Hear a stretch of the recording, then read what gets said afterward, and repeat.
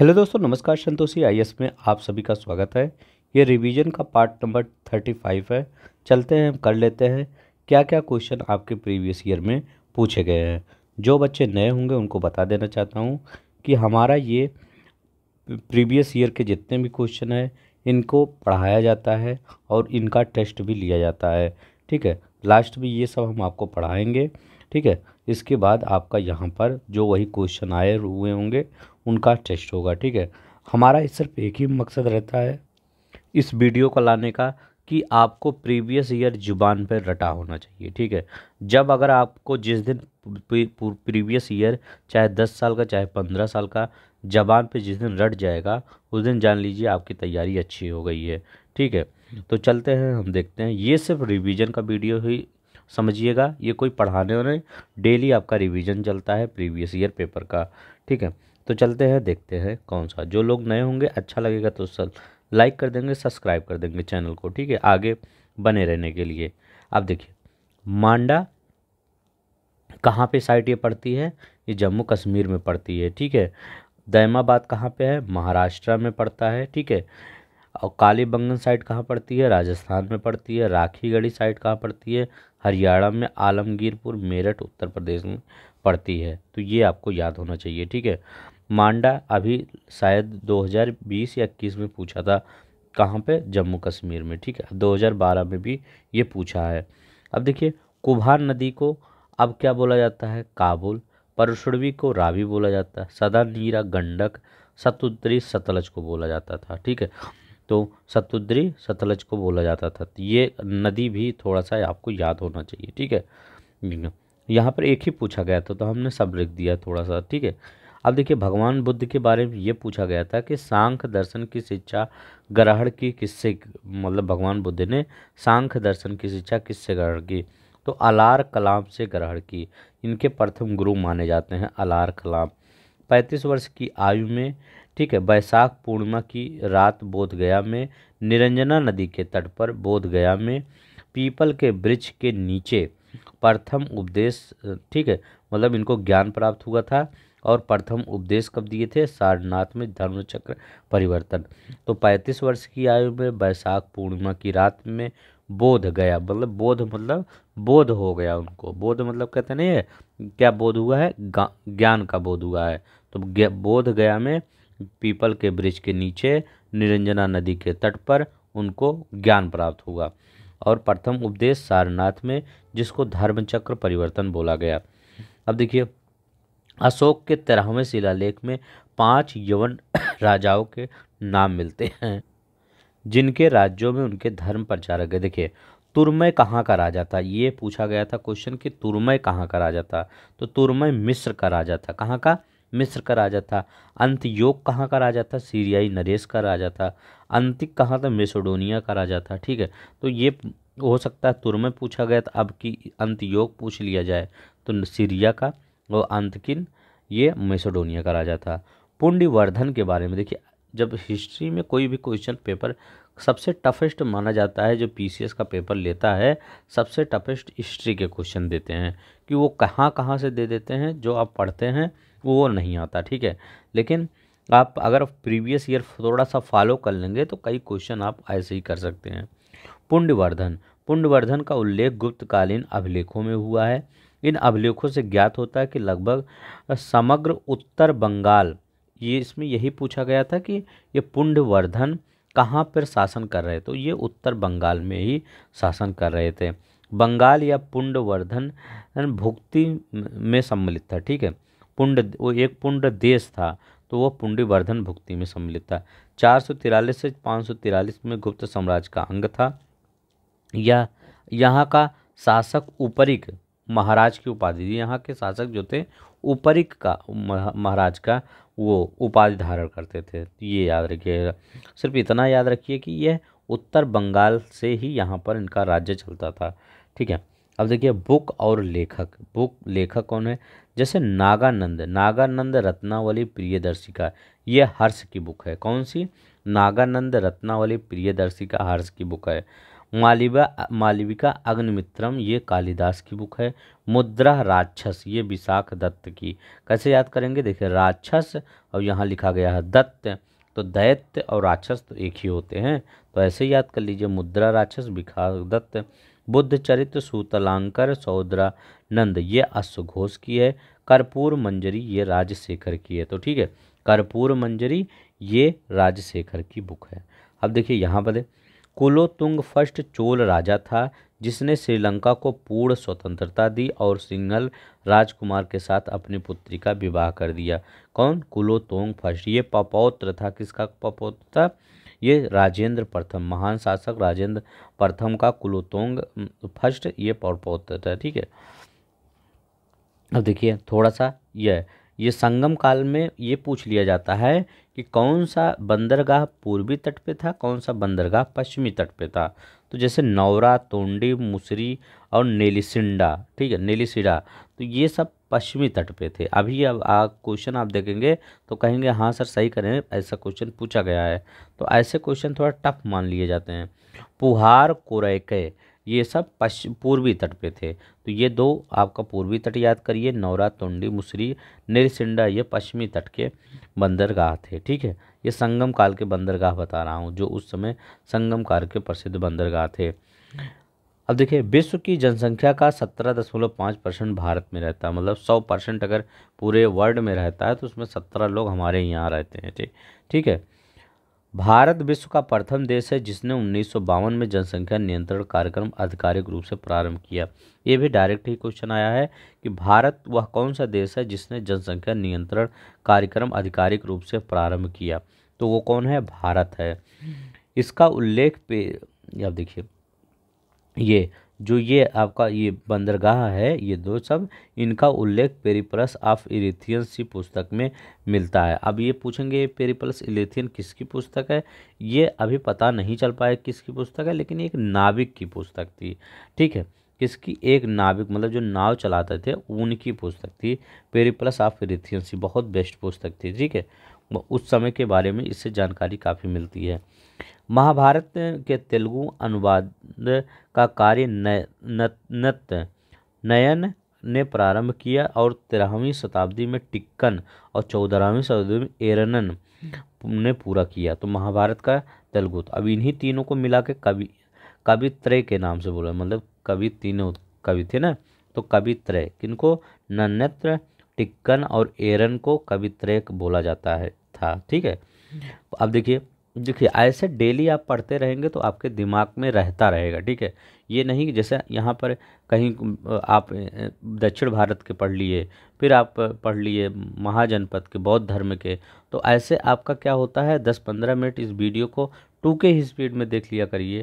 तो इससे क्या होता है कि आपका दिमाग में हमेशा वो चीज़ें जब आती रहेंगी तो आप जब वहाँ पेपर में बैठेंगे तो वहाँ क्लिक कर जाएगा। ठीक है, अब देखिए प्रसिद्ध जैन आचार्य कौन थे जिनको अकबर ने बहुत सम्मानित किया, तो हरिविजय सूरी, ये हरिविजय सूरी प्रसिद्ध जैन आचार्य थे जिनको किसने सम्मानित किया, अकबर ने सम्मानित किया। अब देखिए जहांगीर के चित्रकार, देखिए 2 ही 3 दिया था लेकिन हमने कई चित्रकार ले लिए ताकि हो सकता कहीं से भी पूछे तो आप बता दें। अबुल हसन ये जहांगीर के चित्रकार थे, मनोहर भी जहांगीर के चित्रकार थे। आका रिजा पूछा जाता है बहुत बार। ठीक, अबुल हसन और आका रिजा बहुत बार पूछा जाता है कि ये किसके चित्रकार हैं, तो आका रिजा जहांगीर के चित्रकार हैं, बिशन दास जहांगीर के चित्रकार हैं, उस्ताद मंसूर किसके चित्रकार हैं, जहांगीर के चित्रकार हैं, दौलत किसके चित्रकार हैं, जहांगीर के चित्रकार हैं, फारूक बेग किसके, जहांगीर के चित्रकार हैं। इन्होंने बीजापुर के आदिल शाह का चित्र बनाया था। किन्होंने, फारूक बेग ने बीजापुर के आदिल शाह का चित्र बनाया था। ये अकबर के समय प्रवेश किए थे, मतलब ये अकबर के समय ही आ गए थे लेकिन ज़्यादा अपनी सेवाएं जहांगीर के काल में दिए थे। ठीक है, तो फारूक बेग, अबुल हसन, मनोहर, उस्ताद मंसूर, आका रिजा, बिशन दास, दौलत, ये सब जहांगीर के चित्रकार थे। अब देखिए थोड़ा सा हुमायूं के भी चित्रकार याद रख लीजिए, अबुल समद और मीर सैयद अली, यहाँ भी पूछा जाता है। ठीक है, अबुल समद, मीर सैयद अली ये हुमायूं के चित्रकार थे। अब देखिए ये क्वेश्चन बना था कि औरंगजेब की जब मृत्यु हुई थी तो उस समय मराठा का नेतृत्व तो किसके हाथों में था? तो किसके हाथों में? ताराबाई के हाथों में था। मराठा मतलब ये औरंगजेब की मृत्यु कब हुई थी? 1707 ईस्वी में औरंगजेब की मृत्यु हुई थी। ये भी क्वेश्चन कई बार पूछा गया है कि औरंगजेब की मृत्यु कब हुई थी? 1707 ईस्वी में औरंगजेब की मृत्यु हुई थी। अब देखिए लंदन में, ठीक है, तो लंदन में ब्रिटिश इंडिया के गठन के समय भारत का बादशाह अकबर था। ठीक है, कौन था? अकबर था, ये तो सभी जानते होंगे। अब देखिए यहाँ पर देखते हैं, राजा महेंद्र प्रताप ने एक जगह सरकार बनाई थी। वो कहाँ बनाई थी? अफगानिस्तान में बनाई थी। वो वहाँ के राष्ट्रपति बने थे। ठीक है, फिर दिसंबर कब कब बनाई थी? दिसंबर 1915 में उन्होंने सरकार बनाई थी। और उसमें मंत्रिमंडल में बरकतुल्ला, ठीक है, बरकतुल्ला वहाँ के प्रधानमंत्री बने थे। ठीक है, बरकतुल्ला वहाँ के प्रधानमंत्री बने थे। इतना याद रखिएगा। राजा राम मोहन राय के बारे में याद रखिएगा कि इसमें सिर्फ यही एक क्वेश्चन पूछा गया था कि राजा राम मोहन राय को राजा की उपाधि किसने दी? अकबर द्वितीय ने राजा की उपाधि दी। ठीक है, अब देखिए ये सब, इनको युग दूत भी कहा जाता है। 27 सितंबर 1833 को मतलब राजा राम मोहन राय की मृत्यु हो गई। ठीक है, पत्रकारिता का अग्रदूत इनको माना जाता है। ठीक है, राजा राम मोहन राय ने 1817 में डेविड हेयर के साथ कलकत्ता में हिंदू कॉलेज की स्थापना की। कब? बहुत इंपॉर्टेंट है, याद रखिएगा, 1817 में। और म्यो कॉलेज की स्थापना इन्होंने नहीं की, म्यो ने किया था। तो वो ये 18 मतलब ऐसे 4-5 वो दे दिया गया था। ठीक है, कि ये कॉलेज कब स्थापित हुआ, ये कॉलेज कब स्थापित हुआ। तो ये इसी समय मैंने यहाँ भी लिख लिया, मतलब ये 2 क्वेश्चन है। ठीक है, तो हमने इसी समय लिख दिया ताकि आपको 1817 वाला, जब ये राजा राम मोहन राय वाला कॉलेज याद करें तो ये सब भी याद कर लिया करिए। ठीक है, तो ताकि सीक्वेंस बना रहे, ठीक है, मतलब क्रोनोलॉजी का आर्डर में। तो 1817 में किसके? हिंदू कॉलेज की। मेयो कॉलेज की स्थापना 1875 में हुई थी। मुस्लिम एंग्लो ओरिएंटल कॉलेज की स्थापना 1875 में हुई थी ये भी। और दिल्ली कॉलेज की स्थापना 1824 में हुई थी। ये मत समझिएगा ये सब राजा राम मोहन राय ने किया, खाली यही किए थे। ये तो सिर्फ मैंने क्रोनोलॉजिक आर्डर में लगाने के लिए ये आपको रख दिया। ठीक है, तो याद रखिए, मेयो कॉलेज के 1875 में, मुस्लिम एंग्लो ओरिएंटल कॉलेज के 1875 में, दिल्ली कॉलेज की 1824 में स्थापना हुई थी। 1929 में आया। ठीक है, अब क्या देखिए, ये जो शारदा एक्ट है ये 1929 में आया, लेकिन लागू कब हुआ? अप्रैल 1930 में। तो कहीं कहीं 1929 दिया रहता है, कहीं 1930 दिया, ज़्यादा 1929 में दिया होता है। तो अप्रैल 1930 में लागू हो गया। ये क्या था? एज ऑफ कंसेंट एक्ट 1891 में संशोधन किया गया था। एक जो एज ऑफ कंसेंट एक्ट 1851 था, इसमें संशोधन किया गया था और संशोधित कर इसको मतलब शारदा एक्ट नाम दिया गया। उसमें बताया गया कि जो गर्ल्स की एज है शादी करने की, ये 14 वर्ष होनी चाहिए और जो बॉयज की एज है वो 18 वर्ष होनी चाहिए। ठीक है, अब देखिए, भारत मित्र किस भाषा में लिखा गया था? तो सब ये पत्रिका थी, तो ये भारत मित्र पत्रिका हिंदी में थी। राष्ट्रमत किस लैंग्वेज में थी? मराठा में थी। प्रजा मित्र गुजराती में थी। नायक सबसे ज़्यादा पूछा जाता है, नायक का पूछा जाता है, ये किस लैंग्वेज में आता था? तो ये बंगाली में आता था, याद रखिएगा, नायक बंगाली में आता था। अब देखिए यहाँ पर, सर्वप्रथम 1905 में स्वदेशी आंदोलन ने महिलाओं को चाहर दिवाली मतलब जानते हैं, ये जैसे आपका घर है ये, तो क्या अभी भी कई लड़कियों को उनके घर वाले सोचते हैं कि ये चार दीवारी के अंदर ही लड़कियां रही हैं, ठीक है, या औरतें रहें, तो ये तो गलत बात है। ठीक है, लड़कियों को भी स्वतंत्रता होनी चाहिए। ठीक है, तो उस समय लड़कियां, अब आज भी देखिए कहीं कहीं चार दीवारी के अंदर रहती है। तो आज से 100 साल 200 साल 150 साल पहले एक क्या हुआ होगा। ठीक है, तो ये उस समय चार दीवारी के बाहर किस आंदोलन में निकली थी? 1905 में जो स्वदेशी आंदोलन था उसी में चार दीवारी के बाहर पहली बार औरतें निकली। ठीक है, और इसके बाद अन्य आंदोलन में भी, चाहे होम रूल आंदोलन हो, चाहे असहयोग आंदोलन हो, चाहे सबने अवज्ञा आंदोलन हो, यहाँ पर बढ़ चढ़ के भाग लेती रही। सबसे ज़्यादा तो आपका वहाँ पे ये क्या कहते हैं, भारत छोड़ो आंदोलन में महिलाओं ने ज़्यादा उस सपोर्ट किया, सबने आऊँगा सब मतलब हर जगह पे सपोर्ट करने लगे स्वदेशी आंदोलन के बाद। ठीक है, 1833 के चार्टर एक्ट के द्वारा यह व्यवस्था की गई कि कंपनी में किसी भी भारतीय को उसके धर्म, जन्मस्थान, जाति, रंग के आधार पर कंपनी के अधीन किसी भी पद पर नियुक्ति से वंचित नहीं किया जाएगा। ठीक है, अब देखिए यहाँ पर क्या था, ये यहाँ पर क्या था, पहले ये जो कंपनियाँ थी, जो ईस्ट इंडिया कंपनी थी या कोई और कंपनी थी, उसमें भारतीयों को नहीं रखा जाता था। ठीक है, लेकिन 1833 का एक चार्टर एक्ट आया, उसमें कहा गया कि अगर वो व्यक्ति योग्य है तो इन सबको मतलब ये हिंदू क्या करें, मतलब भारतीयों को, ठीक है, चाहे वो हिंदू हो चाहे मुस्लिम हो चाहे या कोई और कास्ट हो, मतलब धर्म से रिलेटेड हो, मतलब भारतीयों को भी वहाँ पर रखा जा सकता है। ठीक है, भेदभाव नहीं किया जा सकता, चाहे कलर को बनाइए, अगर उसका अच्छा एजुकेशन बैकग्राउंड है तो उसको और पोस्ट पे रखिए। ठीक है, तो ये किस से कहा गया, 1833 के चार्टर एक्ट से कहा गया। अब देखिए 1837 में संपन्न हुए विधानसभा चुनाव में ये पूछा जाता है कि जो उत्तर प्रदेश, ये उत्तर प्रदेश की बात कर रहे हैं, उत्तर प्रदेश की, ठीक है, यहाँ लिखना चाहिए था उत्तर प्रदेश। ठीक है, उत्तर प्रदेश चुनाव में गोविंद बल्लभ पंत, जो गोविंद बल्लभ पंत थे ये प्रधानमंत्री बने थे, और रफ़ी अहमद किदवई ये क्या बने थे, ये रफ़ी अहमद किदवई ये वित्त मंत्री बने थे। ठीक है, याद रखिएगा, वित्त मंत्री ये रफ़ी अहमद किदवई बने थे। तो ठीक है, याद रखिएगा, बहुत इंपॉर्टेंट है क्योंकि उत्तर प्रदेश से रिलेटेड है। Doctor M A Ansari Madras में अध्यक्ष थे। ठीक है, मद्रास अधिवेशन में पुरुषोत्तम दास नासिक अधिवेशन में अध्यक्ष थे। सरोजिनी नायडू कानपुर में, सुभाष चंद्र बोस हरिपुरा अधिवेशन में अध्यक्ष थे। ठीक है, तो ये भी आप पूछा गया था।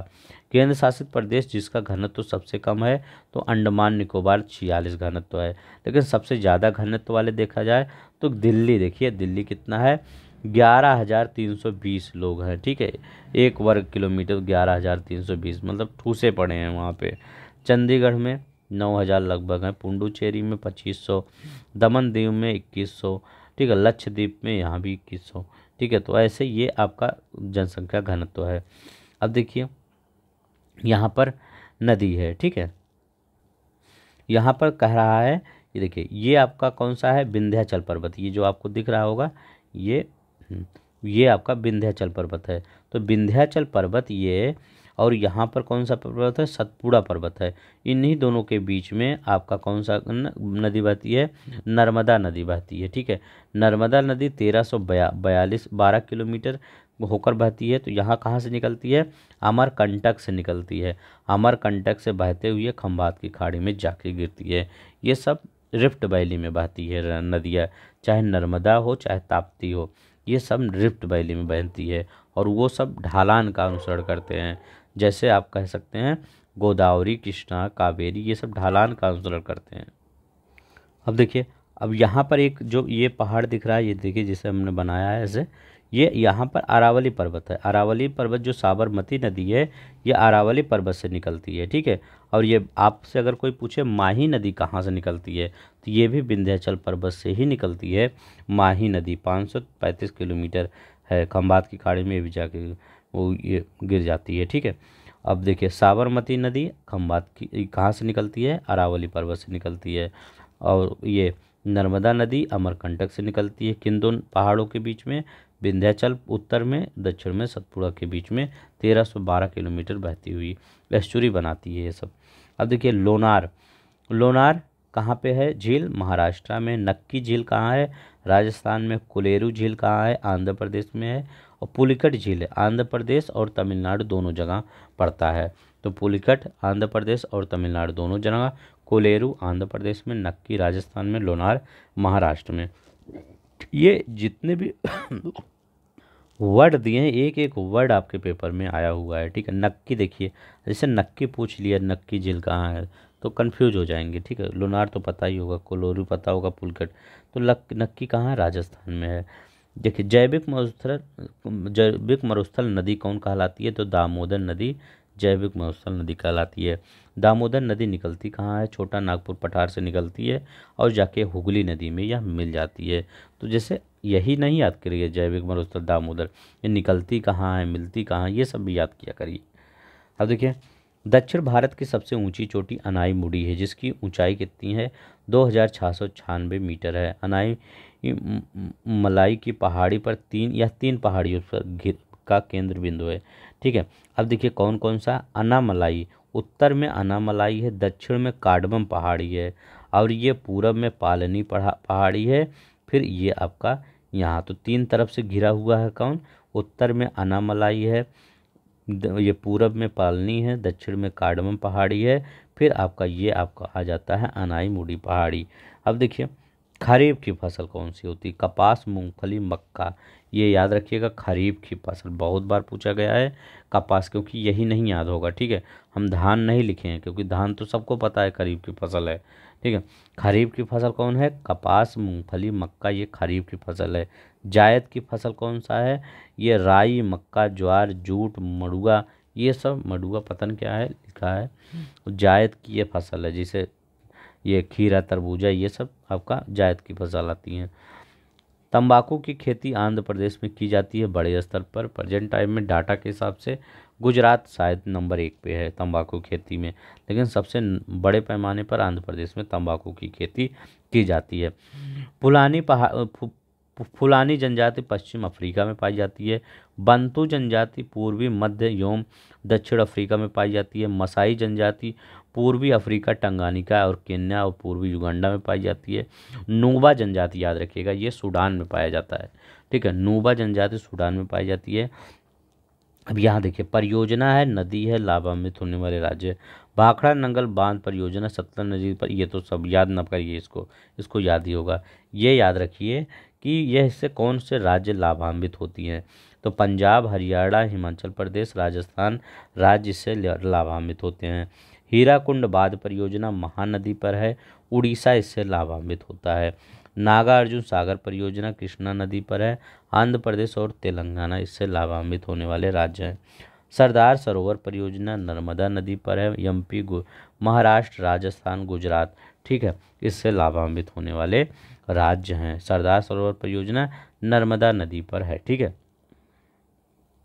अब देखिए सागवान मध्य प्रदेश में बहुत लंबे पैमाने पर इसकी खेती की जाती है। खेती का ये पेड़ होता है। ठीक है, तो मतलब वो भी तो लगाया ही जाएगा। तो ये एमपी में बहुत बड़े पैमाने पर ये मानसूनी पतझड़ वाले वन होते हैं। ठीक है, उष्णकटिबंधीय पतझड़ वाले वन होते हैं ये। इसमें यहाँ पे इनको 100 से 200 सेंटीमीटर की वर्षा की आवश्यकता होती है। ज्वारीय ऊर्जा उत्पादन का प्रमुख क्षेत्र खंभात की खाड़ी है। ठीक है, कई दिया था मन्नार की खाड़ी, ये सब खाड़ी और ये सुंदरबन, ये सब ने दिया था, लेकिन खंभात की खाड़ी है। ठीक है, याद रखिएगा। गुरु महिसानी खनन क्षेत्र किसके लिए प्रसिद्ध है? लौह अयस्क के लिए प्रसिद्ध है। किसके लिए? लौह अयस्क के लिए। तलचर किसके लिए? कोयला के लिए प्रसिद्ध है। जादूगौड़ा यूरेनियम के लिए प्रसिद्ध है। जावर किसके लिए? सीसा के लिए प्रसिद्ध है। तो गुरु महिसानी लौह अयस्क के लिए, तलचर कोयला के लिए, जादूगौड़ा यूरेनियम के लिए, जावर सीसा के लिए प्रसिद्ध है। अब देखिए यहाँ पर शीतोष्ण घास के मैदान कौन कौन से हैं? पंपास है, बेल्ट है, डाउन्स है। डाउन्स कहाँ है? ऑस्ट्रेलिया में। प्रेरी है, स्टेपी है। वह पंपास कहाँ है? तो पंपास ये अर्जेंटीना में। बेल्ट कहाँ है? साउथ अफ्रीका में। डाउन्स कहाँ है? ऑस्ट्रेलिया में। प्रेरी कहाँ पे है पाया जाता है? ये घास के मैदान है ये, और वो भी शीतोष्ण है। प्रेरी अमेरिका में पाया जाता है। स्टेपी यूरेशिया में, मतलब यूरोप और एशिया के बीच में पाया जाता है। उष्ण घास का मैदान सवाना है। ठीक है, उष्णकटिबंधीय घास का मैदान सवाना है, ये मध्य अफ्रीका में पाया जाता है। ठीक है, कांगो साइड में। ठीक है, अब देखिए अरल सागर से पूछा था कौन कौन से देश बाउंड्री सागर शेयर करते हैं? तो यूके, याद रखिएगा यूके। कौन कौन से? यूके, उज्बेकिस्तान है और कजाकिस्तान है। ये देखिए अरल सागर, हम देखिए यहाँ पर मैप लाए हैं। कजाकिस्तान ये है और ये उज्बेकिस्तान है। तो अरल सागर से ये ही अरल सागर है। तो कजाकिस्तान उज्बेकिस्तान से कौन से? अरल सागर से बाउंड्री शेयर करते हैं। कैस्पियन सागर से यही देख लेते हैं। कैस्पियन सागर से देखिए कौन कौन से बाउंड्री शेयर करते हैं। देखिए अगर हमारा आप प्रॉपर फॉलो कर रहे होंगे तो ये सब रट गया होगा। कितनी बार हमसे कम से कम 15 बार बता चुका हूँगा। ठीक है, ईरान देखिए यहाँ पर है पहला। दूसरा अजरबैजान, ये पूछ लिया जाता है कि कौन सी ऐसी राजधानी है जो कैस्पियन सी के किनारे स्थित है? तो बाकू है। ठीक है, इसके बाद रूस है। ठीक है, रसिया जिसको आप बोलते हैं। इसके बाद कजाकिस्तान है। ठीक है, कजाकिस्तान है, और उज्बेकिस्तान नहीं कैस्पियन सागर से बॉर्डर शेयर करता, ये तुर्कमेनिस्तान शेयर करता है। तो क्या तुर्कमेनिस्तान है, ठीक है। तो ये याद रखिएगा, एक बार फिर बता रहा हूँ, ईरान, अजरबैजान, रसिया, कजाकिस्तान और तुर्कमेनिस्तान, ठीक है। Kazakhstan, Turkmenistan. तुर्कमेनिस्तान की राजधानी अशगाबाद, याद रखिएगा, कई बार पूछा जाता है। अब देखिए, हो गया इतना याद। देखिए प्रॉपर अगर फॉलो करेंगे, ठीक है, मेरी वीडियो को, तो आपको हर चीज़ रट जाएगा। इतनी बार रटा, 35 वीडियो है, देख लीजिए, इसको कई बार बता चुका हूँ, जाके वहाँ पर देख लीजिए। कजाकिस्तान और उज्बेकिस्तान ये तो हो ही गया, ईरान, अजरबैजान, रूस, कजाकिस्तान, तुर्कमेनिस्तान, ठीक है। अब देखिए यहाँ पर ये 5 देश साझा करते हैं। अब देखिए पॉलिटी से रिलेटेड क्वेश्चन आ गया। संसद राज्य सूची के विषय में कानून बना सकती है यदि राज्यसभा ऐसा कानून पारित करती है, ठीक है। राज्यसभा ऐसा कानून अगर पारित करती है तो संसद क्या करती है, उसको राज्यसभा पर भी कानून बना, मतलब राज्य सूची के विषय को पर भी कानून बना सकती है। जैसे सार्वजनिक सेवा किसका विषय है, ये राज्य सूची का विषय है, लेकिन अगर राज्यसभा उसको पारित कर दे तो उस पर भी कुछ ना कुछ कानून तो बना ही देंगे संसद वाले, ठीक है। अब देखिए, बम्बई बनाम यूनियन ऑफ इंडिया 1994 का ये वाद है, इसमें कहा क्या गया है, उद्देश्य का संविधान का अंग है। क्या कहा गया है इसमें, बम्बई बनाम, ये डेट भी याद रखिए 1994, इसमें क्या कहा गया, उद्देश्य का संविधान का भाग, उद्देश्य का मतलब प्रियम्बल, मतलब प्रस्तावना। 1973 में केशवानंद भारती ने प्रियम्बल, उद्देशिका को संविधान का अंग माना। केशवानंद भारती नहीं, केशवानंद भारती वाद, ठीक है। थोड़ा सा शॉर्टकट लिखा हूँ तो इसका मतलब नहीं है वही, ठीक है। तो ये केशवानंद भारती जो वाद था उसमें बताया गया कि उद्देशिका संविधान के अंग घोषित किया गया। किसमें, केशवानंद भारती, बहुत ही इंपॉर्टेंट जजमेंट था। केशवानंद भारती बहुत बड़ी बेंच थी, ठीक है। 1960 में भी बेरुबाड़ी मामला में प्रियम्बल को संविधान निर्माताओं के मन की कुंजी कहा है। तो यही क्वेश्चन अगर आ जाए कि संविधान निर्माताओं के मन की कुंजी किस वाद में बताया गया, तो बेरुबाड़ी मामले में बताया गया है कि प्रियम्बल संविधान निर्माताओं के मन की कुंजी है। अब देखिए, मूल कर्तव्य के बारे में क्या क्या पूछ सकता है, ये क्वेश्चन पूछा क्या गया था, पूछा यही गया था कि षोडश सिंह समिति की सिफारिश पर, किसके सिफारिश पर, षोडश सिंह, बस। चलिए यहाँ देखते हैं, 42वें संविधान संशोधन अधिनियम द्वारा, किस पे, 42वें, याद रखिएगा, 44वें न लगाइएगा, क्योंकि जब पेपर में बैठेंगे तो वहाँ 44वें भी दिया रहेगा, लेकिन 42वें, मूल कर्तव्य 42वें, ठीक है। अब 1976 में भाग 4 का जोड़ा गया, ठीक है, और अनुच्छेद 51 का भी जोड़ा गया। तो 42वें और 1976 में भाग 4 का अनुच्छेद 51 का भी जोड़ा गया, और षोडश सिंह समिति के सिफारिश पर। भारतीय संसद में राष्ट्रपति, राज्यसभा, लोकसभा, ठीक है, ये आर्टिकल, ये मतलब भारतीय अगर संसद की बात करते हैं तो उसमें 3 चीज़ें आप हमेशा बोला करिए कि संसद में कौन कौन से लोग सम्मिलित हैं। एक राष्ट्रपति सम्मिलित हैं, एक राज्यसभा सम्मिलित हैं, एक लोकसभा। अगर आपसे पूछे कि संसद कौन से आर्टिकल का होता है गठन, किससे, तो आर्टिकल 79 में संसद का गठन होता है, ठीक है। सामान्य सरला पढ़े होंगे ना, मतलब 1979, रामान्य राज्यसभा 80, ला 81, ठीक है, आर्टिकल 81, ठीक है। तो ये 79 से भारतीय संसद की बात करता है, आर्टिकल 79। राष्ट्रपति संसद के किसी भी सदन का सदस्य नहीं होता है, याद रखिएगा। संसद सत्र को लेकिन वही आहूत करता है, सत्रावसान भी करता है, लोकसभा का विघटन भी करता है, लेकिन जो दोनों सदनों की बैठक की अध्यक्षता कौन करता है, ये लोकसभा अध्यक्ष करता है, ठीक है, राष्ट्रपति नहीं करता, सिर्फ ये आहूत करता है। उपराष्ट्रपति का निर्वाचन संसद के दोनों सदनों के सदस्यों को मिलाकर किया जाता है। तो किसका, उपराष्ट्रपति का जो निर्वाचन होता है संसद के दोनों सदनों की, चाहे वो मनोनीत हो चाहे निर्वाचित हो, सब मिला के किया जाता है। यहाँ पर विधायक राज्य के लोग नहीं सम्मिलित होते उपराष्ट्रपति में, ठीक है। नेक्स्ट देखते हैं, संविधान के आर्टिकल 143 के तहत सर्वोच्च न्यायालय से विधि के प्रश्न पर राय लेने का अधिकार राष्ट्रपति को है। तो आर्टिकल 143 जो है उसके तहत जो सर्वोच्च न्यायालय से विधि के प्रश्न पर राय लेने का अधिकार किसको है, राष्ट्रपति को है, ठीक है। राष्ट्रपति चाहे तो वो आप क्या सर्वोच्च न्यायालय से कुछ मतलब विचार विमर्श कर सकता है, उसका अधिकार है। आर्टिकल 143। संविधान का अनुच्छेद 108 के तहत लोकसभा एवं राज्यसभा की संयुक्त बैठक राष्ट्रपति द्वारा आहूत की जाती है, अध्यक्षता नहीं की जाती है, आहूत की जाती है। और आर्टिकल 118 कहता है कि द्वारा लोकसभा अध्यक्ष इसकी अध्यक्षता करता है। ठीक है, तो याद रखिएगा ये भी दोनों। Money bill is introduce in Lok Sabha, money bill को राज्यसभा में इंट्रोड्यूस नहीं किया जा सकता, सिर्फ लोकसभा में ही इंट्रोड्यूस किया जा सकता है। अब चलते हैं जल्दी जल्दी क्वेश्चन देख लेते हैं। अब क्वेश्चन करने में अच्छा लगेगा आपको। यहाँ पर हम क्वेश्चन दिखाएंगे, आप वीडियो पॉज करके भी कर सकते हैं। ठीक है, मांडा कहाँ पर है? तो मांडा जम्मू कश्मीर में है। ए का तीसरा, तो ए का तीसरा कौन सा हो जाएगा? सी वाला ही हो जाएगा। ठीक है, दैमाबाद कहाँ है? महाराष्ट्र में। कालीबंगन कहाँ है? तो कालीबंगन राजस्थान में है। राखी गढ़ी कहाँ है? हरियाणा में है। ठीक है, चलते हैं नेक्स्ट देखते हैं। अब देखिए यहाँ पर कह रहे हैं कौन सा, मतलब इसमें भी कौन सा सुमेलित है।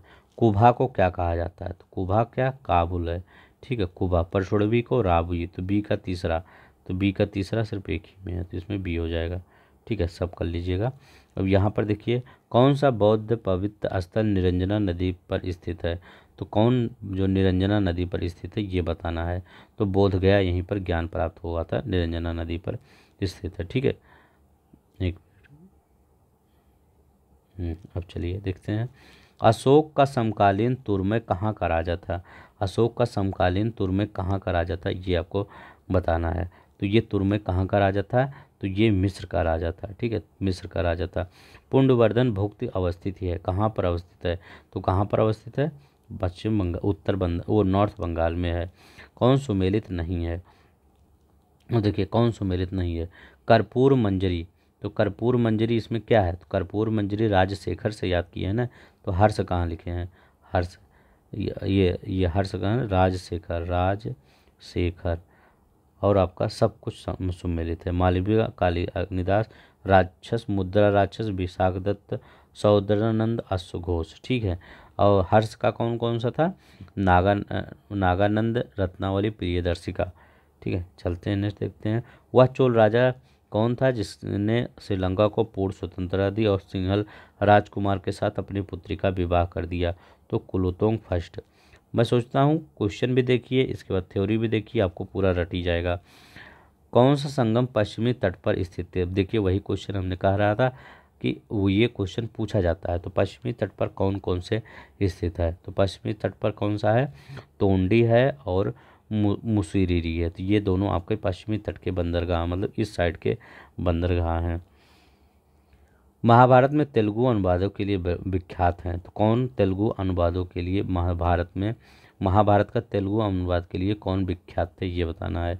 तो ये आपके कौन से हैं? ये नयन और टिक्कन। ठीक है, नयन और टिक्कन और एरन, एरन भी थे। ठीक है, एरन यहाँ नहीं दिया है, एरन, तो ये 3 और 4 होगा। वह प्रसिद्ध जैन आचार्य को जिसको अकबर ने बहुत सम्मानित किया, तो हरि विजय सूरी थे ये। कौन जहांगीर चित्रकार थे? नीचे दिए गए कोड, मतलब जहांगीर ये चित्रकार कौन थे? तो ये बताइए। अभी हमने आपको बताया है कि जहांगीरी चित्रकार कौन थे।